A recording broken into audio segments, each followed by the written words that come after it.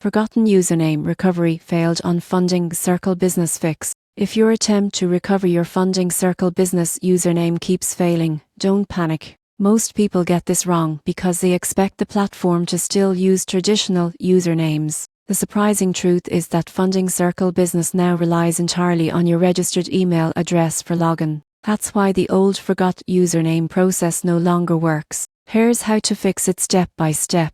Step 1. Open the Funding Circle Business app or go to the website. Enter the email address linked to your account instead of a username. If you're unsure which email you used, check your inbox for previous emails from Funding Circle, such as loan confirmations, payment reminders or account statements. Step 2. If you've forgotten your password, click Forgot Password and follow the instructions in the email. Check your spam or junk folder if the reset message does appear immediately. Step 3. If you originally signed up using a third-party login, like Google or Apple, use the same method to log in. Many failed recovery attempts occur because users switch login methods. Step 4. If you still cannot access your account, contact Funding Circle Business Support. Provide your full name, registered email, and explain that your forgotten username recovery failed.